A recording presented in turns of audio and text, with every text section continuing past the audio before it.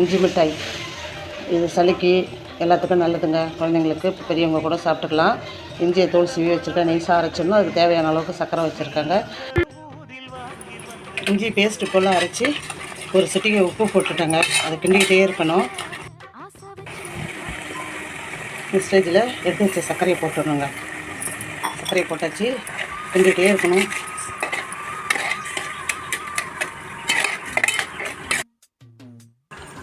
இஞ்சி மிட்டாய் அதோட பதத்துக்கு வந்துருச்சுங்க. கொஞ்சோண்டு ஏலக்காய் பொடி சும்மா ஒரு அரை டீஸ்பூன் அளவுக்கு போட்டுட்டேன். இது அப்படியே அந்த அச்சு மாதிரி வச்சுருக்கேன். அதில் போட்டுட்டோம்னா அப்புறம் மிட்டாய் மாதிரி எடுத்துடலாங்க. நிறுத்திட வேண்டிய சிலிக்கான்னு ஒரு அச்சு இருக்குங்க. அதில் அப்படியே இஞ்சி மிட்டாய் நீங்கள் செய்யுங்க. லைக் பண்ணுங்கங்க. 2 பொருள் தான் இஞ்சி மிட்டாய் நம்ம வீட்டிலே செஞ்சுக்கலாங்க.